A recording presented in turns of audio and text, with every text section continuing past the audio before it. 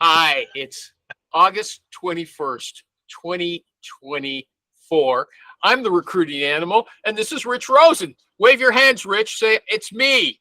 It's We're going to do me. an ad. We're going to start off with an ad for Rich Rosen, but I was so friendly at the beginning that I just wanted to tell you about something I hate.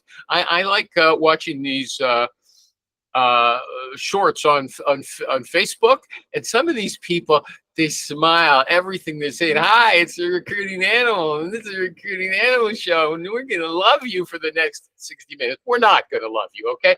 Now we're gonna start off with Rich's ad, okay? And he's got a special deal. But first, let's say what it's about. Rich Rosen, America's recruiter, okay, the number one solo recruiter on Forbes list of recruiters, is offering classes to teach you how to be a better recruiter. Okay, Thursday morning, 8:45 Eastern. In the morning, he's got a group. You can get together with a bunch of other recruiters, not too many. It's a nice size class, and they exchange info. It's sort of like a therapy group. It's all confidential. Okay. He says he cuts through the bullshit and gives you straight answers. And if you watch the rest of the show, you'll see that's true. Okay.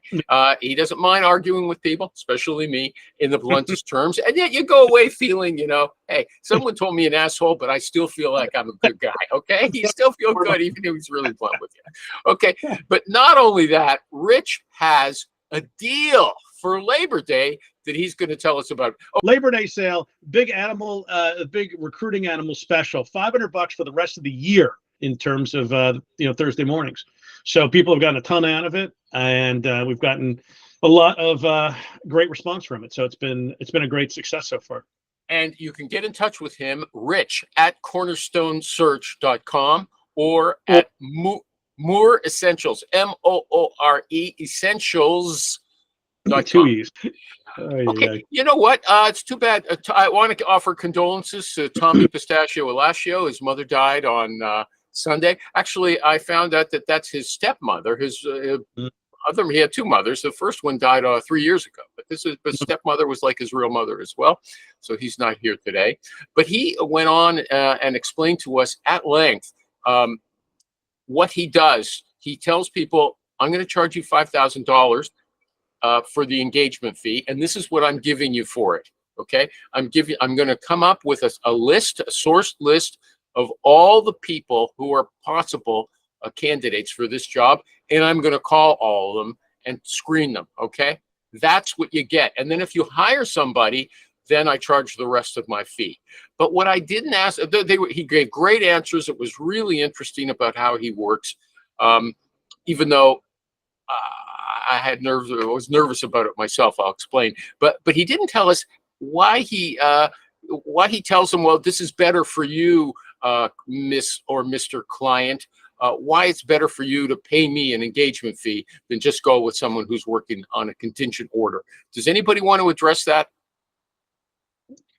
Why work an engaged versus contingent? Yeah, for me, I know why it's good for me. And I think that's probably the same thing. Look, I'm not gonna. If you pay me an engagement fee, I'm gonna work your order first. If you don't, it goes to the back of the list, bottom of the list. Is that it? Well, no, you're going to get priority. You're going to get priority. Priority on the candidates. You're going to get priority. Time spent on the search, like you said, it's going to be the top priority. Like I call mine a priority partner engagement fee. But you're going to get. You only take limited ones on. So you're not taking on 20 searches with an engagement fee at once. You're taking on searches you can fill. You're going to be a real partner to them. It gives you different verbiage you can say to help sell the client. There's a long list of benefits. So that's so vague. The first thing you said, you gave it a nice tag. What was the tag you gave? Permanent. What was it? Priority partner fee. Priority partner engagement fee. Okay. That's David and Mark wants. One of the benefits of partnering from an internal perspective of when somebody may partner with a retained search firm versus a contingent is in instances where there's confidentiality, like someone, let's say, maybe in the role currently, but they're planning on, replacing that person. They would tap a retained search firm on the shoulder to basically go out in the market and handle the confidential aspect of that search. So this way, if the person that currently works in the role finds out about an opening, they're not going to hear it, So it's basically a way of handling the What's the discretion. difference between putting that into a contingent or retained? There's nothing Because if there. you hire someone retained, you're hiring a pro. Typically, you're going to see this at VP level, and Those retained companies no, hired me to go out and do the work for them. Okay. they may outsource it to you, but I'm telling you, when you have a retained search, the confidentiality piece is one of the main reasons why I've seen companies hire retained search firms. Okay, so you're saying, listen, I'm going to be confidential about your search if you pay me an engagement fee, but if you don't, I'm just going to blast out all kinds of If I emails. was looking for someone, let's say you do sales mostly, right, Rich? Yeah. So if I was looking for a sales VP of sales that wasn't hitting the par, was a difference of opinion with the leadership, the rest of the team, and I knew they were going to replace that person, I would approach Rich and say, "Hey, Rich, I know your niche is sales. I have a confidential search. Here's the situation. Please handle it with discretion, and get me your whatever, and work the search for me." And I hire them on a retained basis, as an example. But it also it just shows the candidates, especially in this market, that the clients are serious. If I tell someone, listen, it's a retained search, this is real, it's not going away, because these candidates are tired of contingent recruiters calling and then never hearing back from them because the search died. Hold on. You make a point of telling your candidates that it's a retained search? Absolutely. How do you introduce that? Hey, I got retained on this opportunity. Okay. Now, and technically, it's not even really a retained search. Retained search is 1/3 when you get the sourcing list, 1/3 when you have the short list, and one the interviews, and 1/3 when it's completed. Well, it's not like whiskey. There's no law. It has to be, if it's made in this way, it's that. People can do retain and take $1 up front. Who cares? Yeah, it's okay. Retain generally has they do like Tommy does this slate of candidates, which I think is nuts. For a couple of pennies that he's taken up front to give people a slate of candidates that, hey, who do you like or not like? I mean, oh, you saw that, eh? Did you see it? Or were you here? You were here. But his thing, I challenged him on that. He said, look, the kind of positions I'm working for, they're not going to recruit those 100 other people. They're senior jobs. They don't hire them every day. Okay. Yeah. I mean, I guess I work at startups. Some of these startups get a little chintzy, and if they can save money, or, candidly, I mean, David, you tell me if I'm wrong, you get some over aggressive internal recruiter. He's like, oh, they're already on our list. We already have these guys. And then they'll go after them. Well, that's if you're doing developers or something like that. Yeah, you're giving them 100 people to put in their database. It's crazy.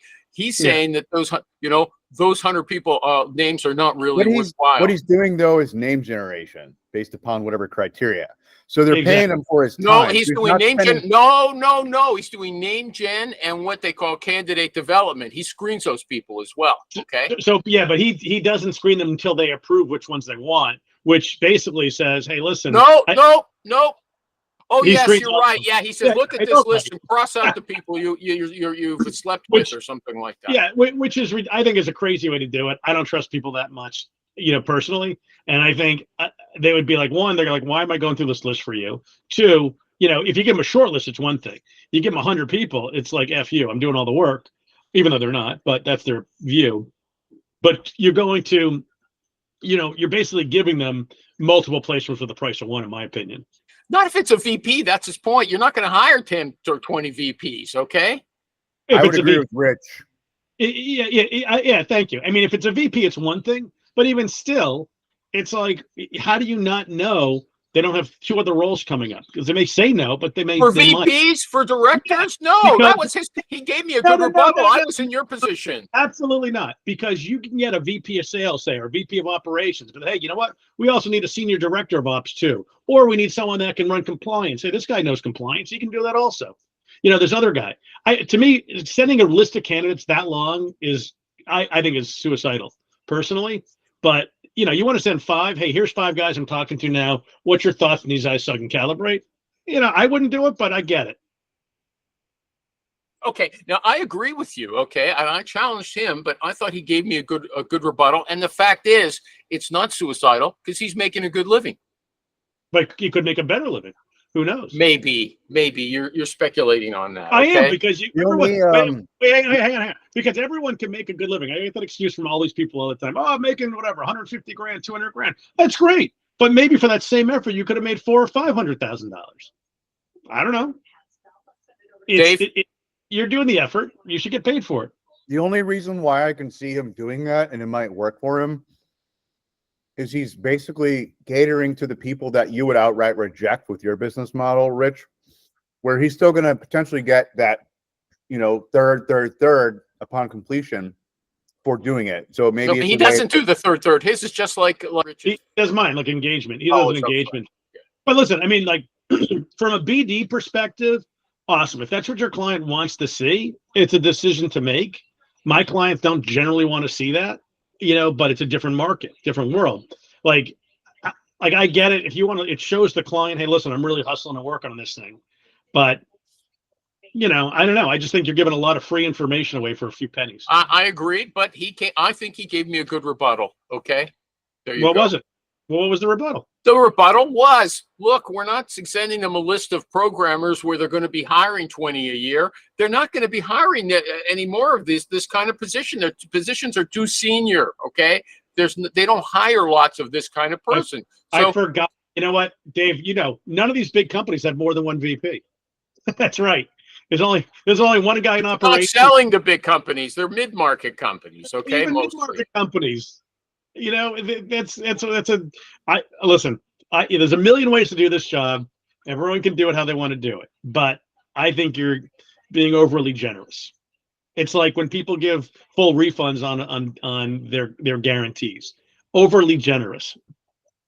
No need to do a full refund. No need to give your entire list ahead unless they're paying you a substantial amount of that fee up front, and that's part of it. You agreed to. So I personally wouldn't do it. There's two things you've learned from Rich today. Don't be overly generous. That's a consistent message from him, okay? With regard to guarantees, and now with regard to this, which I've never heard before, giving them a full slate of your candidates. I thought that was quite novel. And also, what was the tag? Preferred client engagement fee? Is that? Priority partnership agreement. Priority partner. It's alliterative. I don't know if you guys took English. When you use the same first letter, P and P, it's got some poetic value. Okay. Like Rich Rosen, recruiter. Yeah, Rich Rosen. It's called alliteration. There you go. I got to tell you, the only thing I will say in Tommy's defense, if you give someone a list of 100 names, it's overwhelming and they'll never look through it anyway. So. No, he has them go right through it. And they say, is there anybody here that you really like that you've heard of before? 100 names? I doubt it. Okay. My clients would ask me. See, here's my other problem with that. And I think this is suicidal. I think I have a very bad attitude. He says to them, look, okay, when I get to the end of this list, okay, that's all the people. I'm telling you who is available. There's nobody else. I always believe there's got to be somebody I didn't reach. Okay, is that true? Do you think? There's always someone. We all use that and say that. And honestly, I just did a search where I told the client, listen, there's literally no one else in Toronto for this role. At that point, you could wait and time will change. Eventually other people come available. But at this point in time, there's no one else that is interested in looking at this opportunity. They ended up hiring an internal guy instead.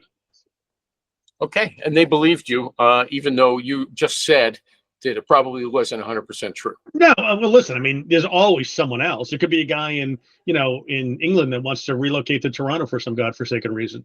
Who knows? Someone else. That's why he has two separate email addresses for his business. He's got Rich at Rosen and then Rich at hiremeaclown.com. Oh yeah. David is my post. He's the image on my email for Hire Me a Clown. That's what it looks like in that. Hi, everybody. Okay. Well, okay. What about this one? This is, I think, good for a fight. How long should a recruiter interview a candidate? I spend 30 minutes on Teams, and this other guy said, I spent 10 minutes. There's only a few things I really need to know, and that's on the phone, not on Teams. Anybody 10 minutes? Richard, you don't do much more than that, do you? I think 30 minutes is perfect. Yeah, I mean, my meetings are set for 15 minutes, and then I use Trax AI to record them and do AI analysis on it. And then, some go longer, some go shorter. It all depends, but generally 15 minutes is going to tell me what I need to know. If I need to go deeper on things, it could go 20, 30 minutes. Well, what do you cover in that 15 minutes? Dave, we'll get to you. Don't worry. Rich I'll cover, who, what they're about, why they're looking, why they're interested, what they're excited about. Basically tell me why you're successful. Like, how can I pitch you? What can I tell a client that's going to make them excited about you? And then, we'll get into what takes longer is getting into how do they sell and who are their clients and how they got in front of those clients, things like that. So, I mean, Well, how do you sell? What does that mean? How do you sell? What kind of answer are you looking for? How do you sell? Are you selling value? Or are you a feature function guy? Are you a guy that's just selling, today's widget and speeds and feeds kind of thing? Or are you selling, like, are you telling a story, to painting a picture for the client that can really, they can really imagine how this is going to impact their life and save them time and energy. And what's feeds and function? What's feeds and function? Well, for software, speeds and feeds is an old term. Like, you're just selling a faster computer, basically, faster hardware. Like for software, it's features and functions. Like, oh, we can, our colors are, we have an easier user interface. And okay, so those terms you're using, they're not general for everybody. They're just specific to your niche, right? Okay, yeah. But I have to, before we move on, Dave, I want to see, you gave us 2 examples of technology you're using. I wasn't aware of that. So you record your interviews using what? Tracks, you said? Yeah, traq.ai. And if you use my name, they'll probably give you a discount. They're super nice guys. So it's actually super cool technology. Like when I just hired an admin last week. So I ran this whole thing through there, and it's Eva is their little AI bot. And I'll say, Eva, would you hire this guy? And it gave you awesome coaching. It gave you, yes, I'd hire this person. Here's what the flags concerns were, based on my conversation. It will send a follow-up emails if you're on a phone with a client. It's the smarter questions you ask, the smarter it. How much is that? I'm not paying anything for it personally. Oh, okay. Yeah. How did you hear about it? He's Rich as a consultant. He's a super recruiter. Okay. They all want to get him trying out their stuff. Well, I'm helping them convert it to make it more for recruiters. So they were doing something else with it earlier. How did you find out about it? They got in touch with you? Yeah, I honestly don't remember. I've known them for a while. They're really some of the nicest people to work with. They're super helpful.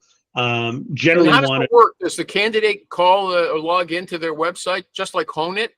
Anytime you have a call, you have a Zoom or Teams or Google video meeting schedule, it automatically hops on. Okay, so you used to be a phone guy. Now you're not on the phone. You're doing these visual. No, I can do it by the phone too. Like there's a desktop app. So if I wanted to record this, because if this wasn't in my calendar, I can click a button and it will record this, and I'll get the same. Off your phone? How? Yeah, because I use a VoIP, so that's probably why. So everything I do on the computer. But it's but no, TRAQ. These guys are great. There's a bunch of tools out there like it. I just think these guys. I like helping nice people. These guys are super nice. Adam doesn't know how to use the phone. No, well, he's also not nice. But he beats his poor puppy. That's one thing I do know how to use. Okay. So, any event. Yeah, check it out. It's cool. It's a cool. No, but hold on. You said you use it. You record the interview on tracks, and then you put it through AI. Is that a separate tool or part of the same tool? It's all part of Track. TRAQ.ai. Track. Yeah. With the ridiculous. What kind of analysis is it doing? What? Say again. What kind of analysis does it do on your screen? It can do whatever. It can do. It can give you coaching tips. Like if I pull it up, it'll tell me, hey, you talk too much, you talk too little, you didn't give enough bind words. This guy wasn't that interested. It can give you all sorts of analysis. It's really amazing. Does it analyze like personality types and give you a transcript like Hone It does? Yeah, it'll give you a transcript. Let me ask. Let me see. I'm getting the feeling, Dave, that this is kind of like hocus pocus, and Rich is falling for it, just like he falls for Chris. No, I'm sure this tool does what he says. This is absolutely. He's connected with the person that I saw do some pretty cool stuff with AI recently. Can you?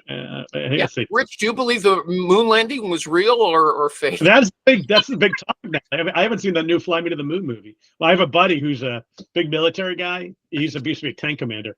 He is completely believes that the moon landing never happened. It's all in a base. Really? Wow.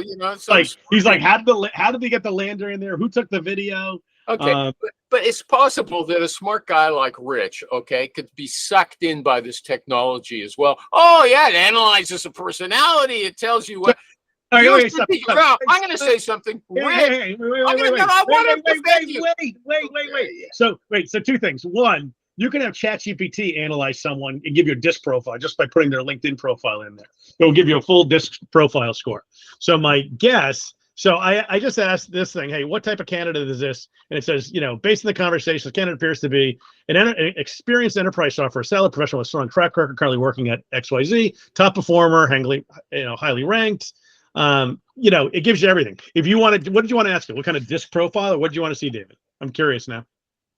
What would you want to ask? David, I'll let you go. Go ahead. The Myers-Briggs. Like a disc profile? Myers and Briggs and the disc. Oh yeah, these guys. Myers and Briggs, everybody knows is fake. Okay. It's this profile. I'm gonna do Bisprong because I don't believe Myers-Briggs. Though their head of sales just reached out to me.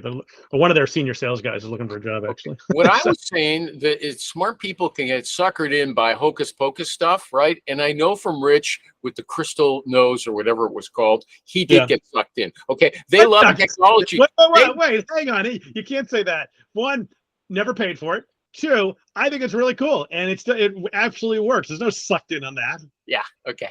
Yeah. Okay. Here's what I was going to say to support Rich.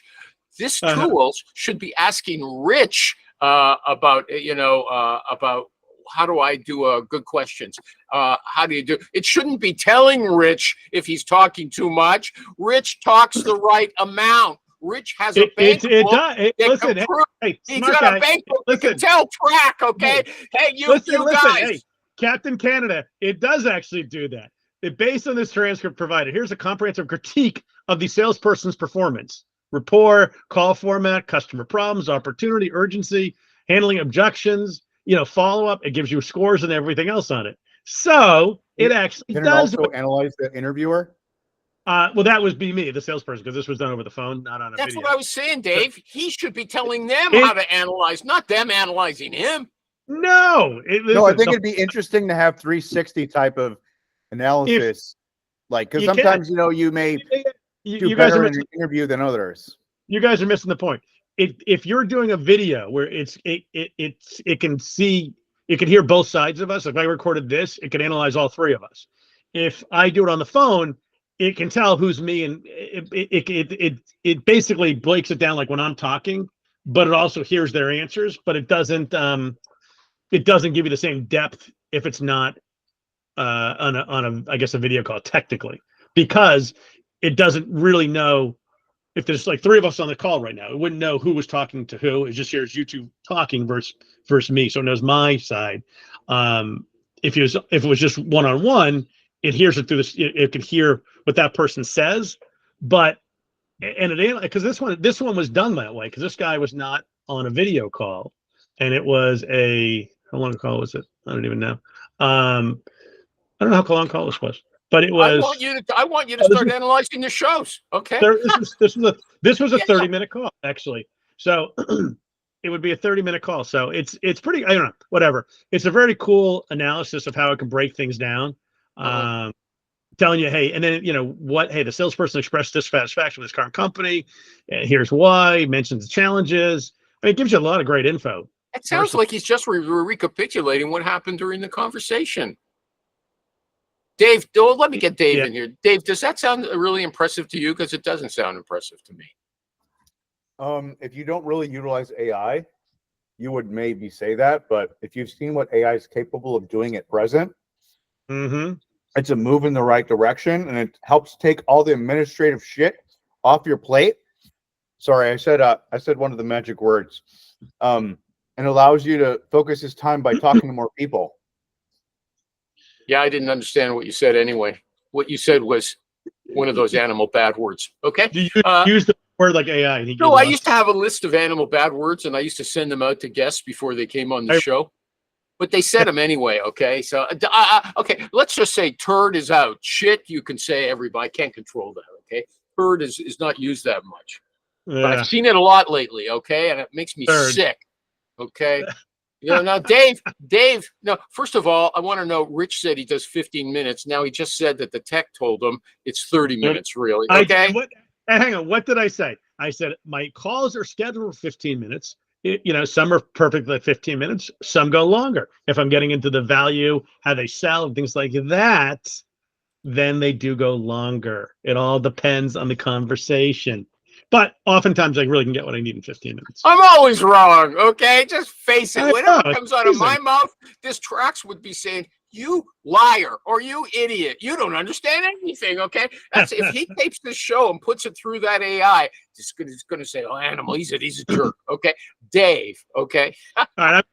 All right, I'm now recording the show, so we're going to see how it comes out. So, Dave's number one on the thing. David, you said you take 30 minutes for an interview, standard. You're like your initial screen. Yeah, 30s. I mean, I may cut it short if the candidate isn't going to be a fit, but I allot 30 minutes on my calendar for the calls. And I try to get all the information I need in the one call, and then I can focus on just, maintaining relationship and providing updates and so forth as I work them through our process. Okay, but if the candidate had 5 jobs so far, right? It's the senior candidate. If you go through everyone and say, why'd you join? Why'd you leave? That's going to take quite a bit of time just doing that. I mean, 15 minutes. You don't have to go through every single job. I mean, the main reasons is you want to understand why they're looking, right? Their motivation. You want to understand what their expectations are in their next role, what kind of challenges they're looking to do. You want to find out their and you don't think career history and dynamics are important to bring that back to your no, but client? You don't go all the way. You don't have to go all the way back to the Why beginning not? of the job because, like you said, it takes too much time. And if they're a senior person, that's what you're getting paid for. Yeah, but if they're a senior person, why they left their first job to the second job is really irrelevant. It's the last few jobs that are the most important. Unless there's something experience or something that is a reason why you would probe further. But usually I'm making sure that the person has the qualifications that we're looking for in the role.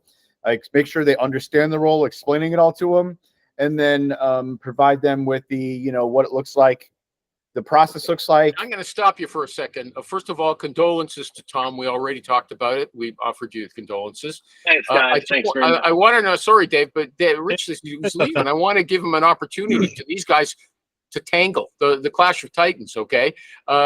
Rich, I said you had some fantastic information for us, Tom.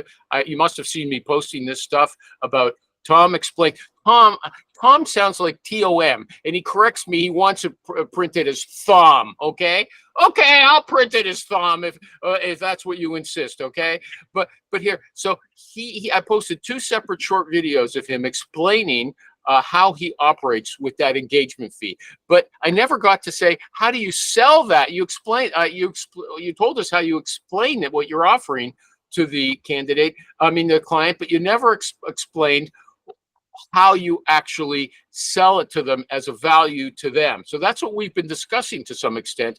Rich disagrees with you to some extent. I don't know if Rich wants to talk about that. Okay, are you up for that, Rich? That's fine. Yeah. What do you disagree with, Rich?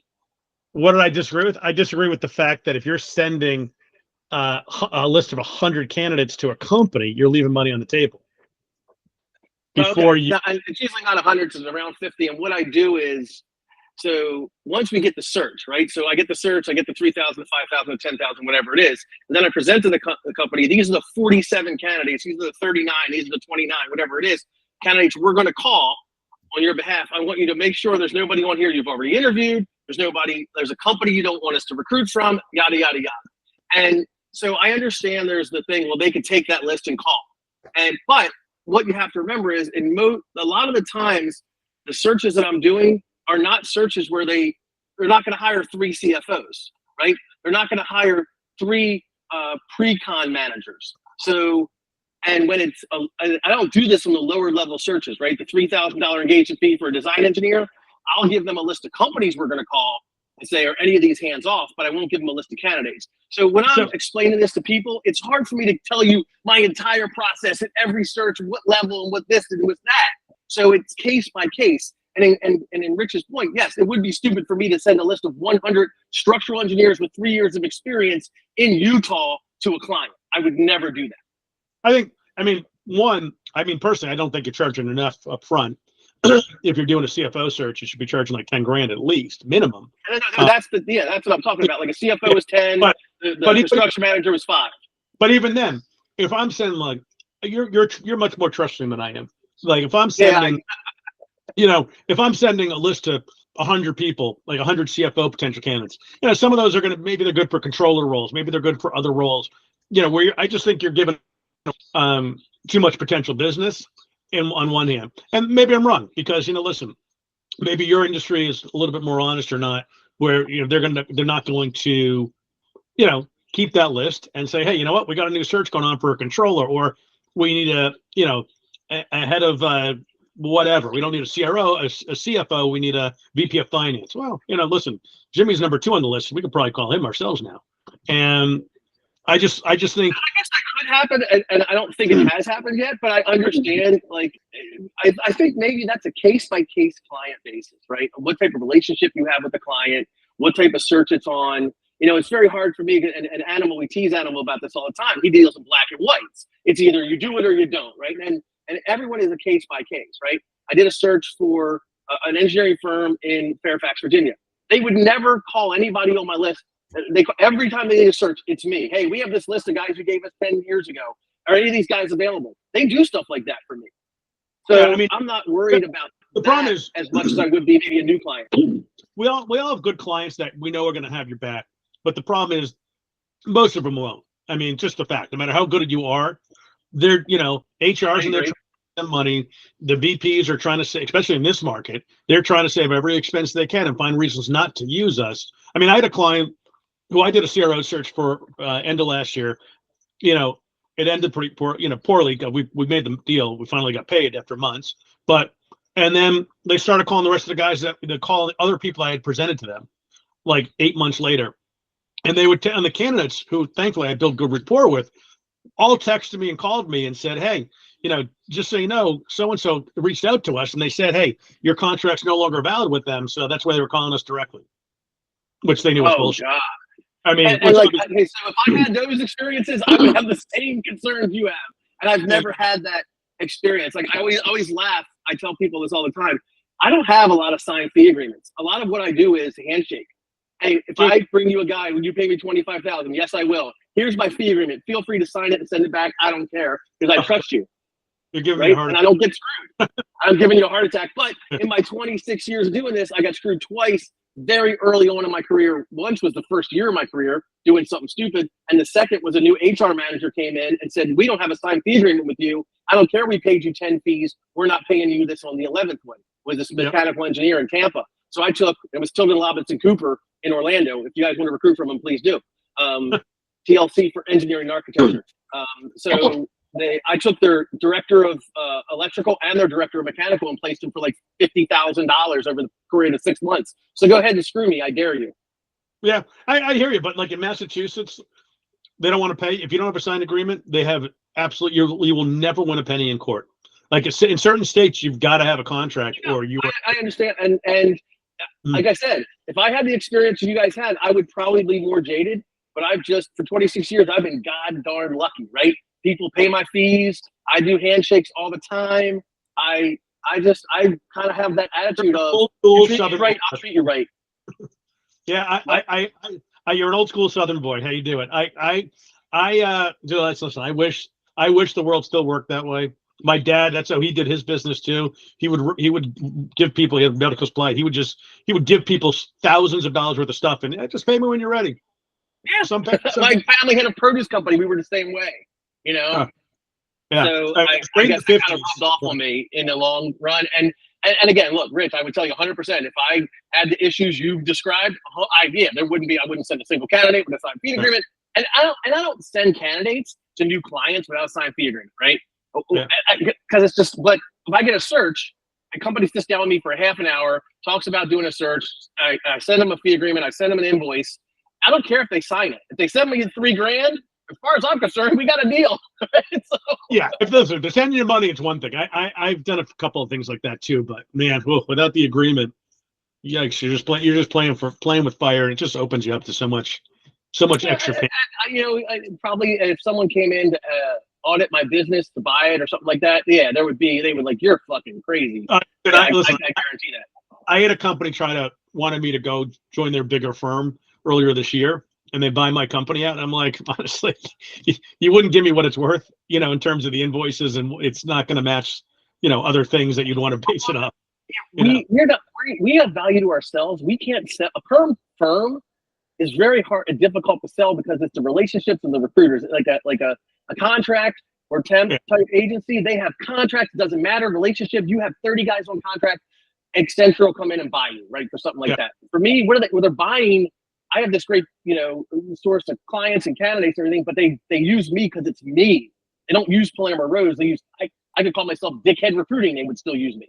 That's exactly.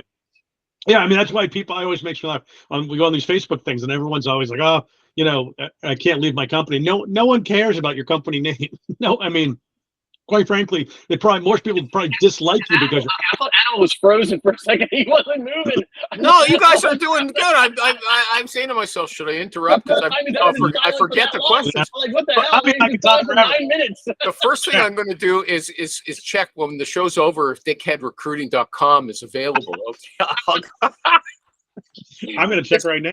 The second thing I'm going to go, I heard words that I've never heard Rich say to me. Maybe I'm wrong. He said. Yeah, I don't think maybe I'm wrong. He put up his hands. Secondly, that's his wife. That's my wife and his wife. They're never wrong. Yeah. Okay. With Dave as my witness up in heaven, okay, overlooking me.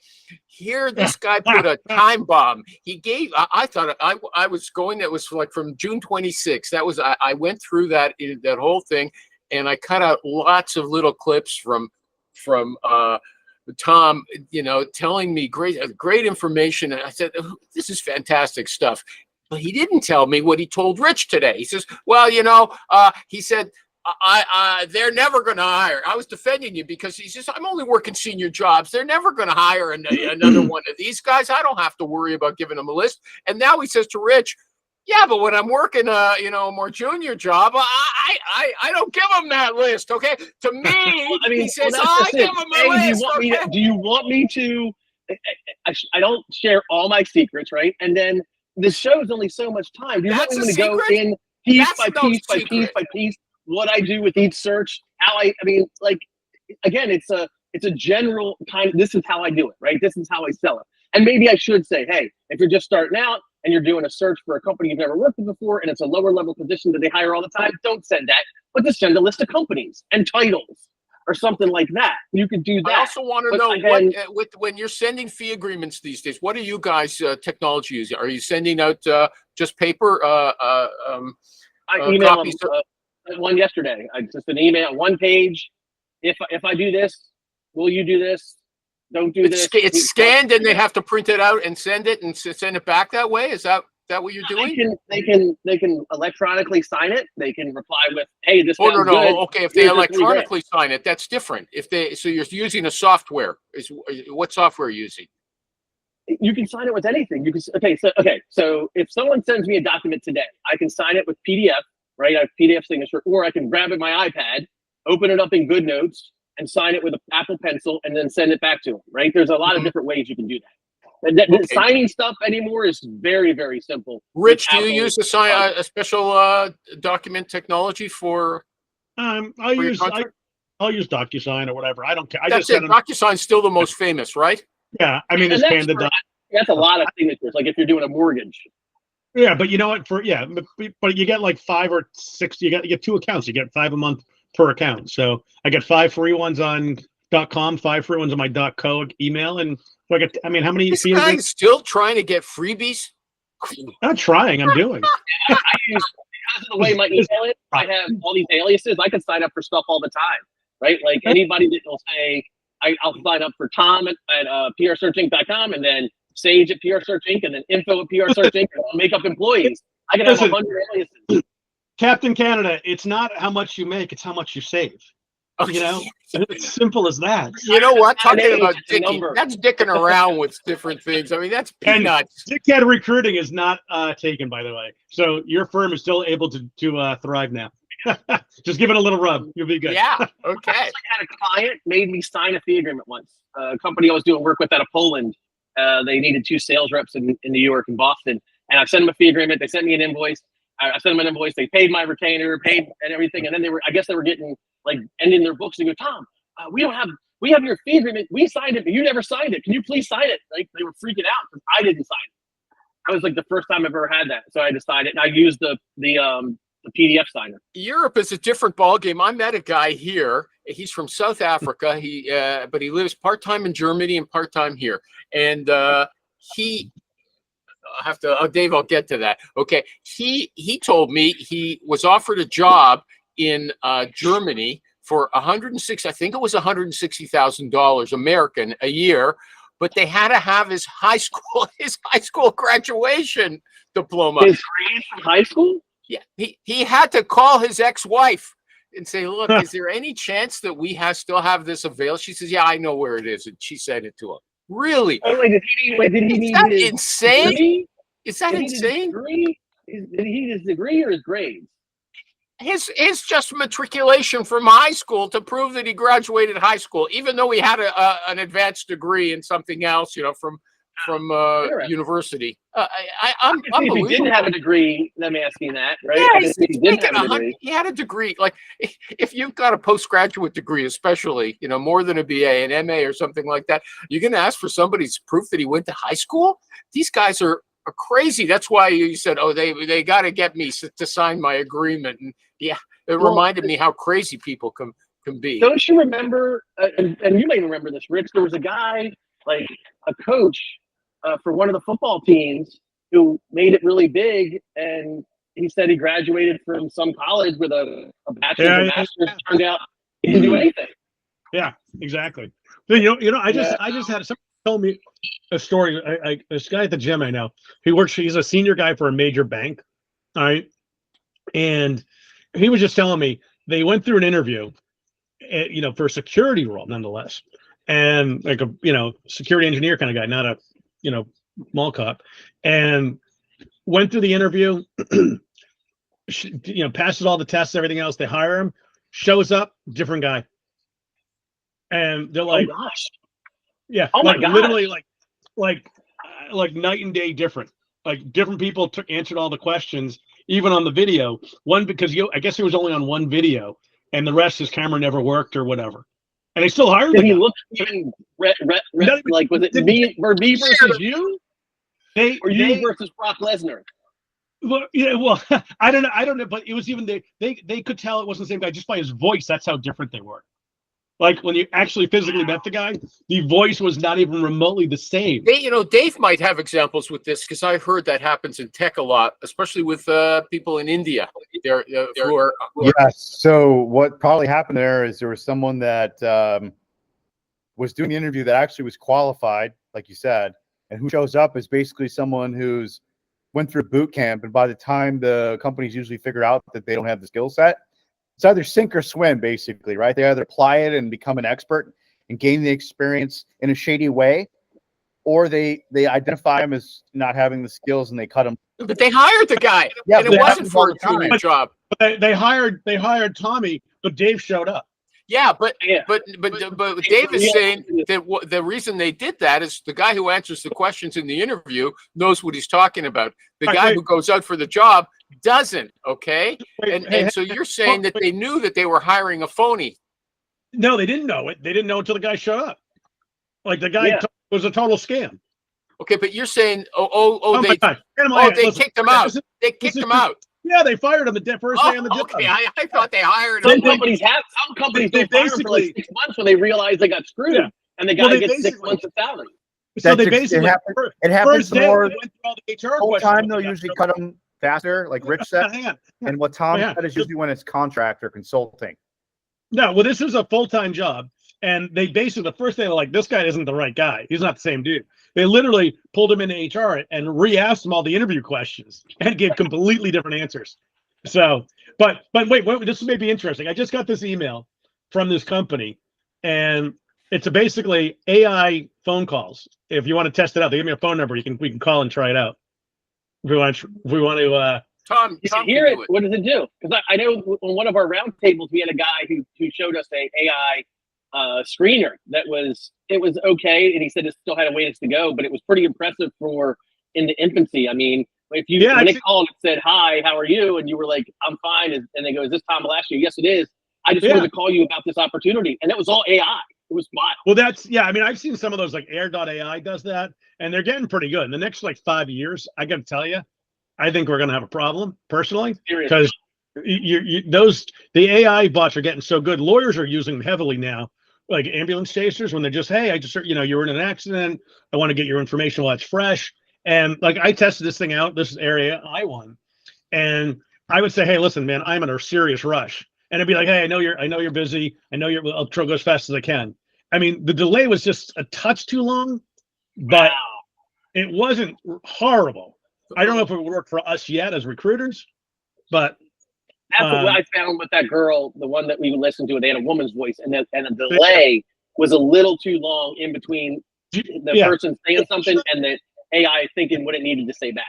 But yeah, I mean, but it's really not far off. I mean, we're talking like you remember you used to do like a power dialer, and you get that beep or click over, and it take too long. It was annoying. This is not even that long, but still long enough to know this isn't right. Something's weird about it. Sounds Canadian or And something. they have one that they're working on now that's going to change anybody with the Indian accent. They're going to sound like you and I. Yeah, exactly. What's the name of that phone call system you just got the email from? Strata Blue, I think. I have not tried it, so I don't know if it's good, bad, or indifferent. Here's the number. We're gonna all try it out. I'll call it too. With 463-210-2537 Strata Blue. Yeah, we'll see if it's any good. But any event, well, Animal, excellent work as usual. Yeah, well, Always. I it was a great show. Thank you, guys. Tom, condolences again. You seem okay. I'm glad about Yeah. that. We're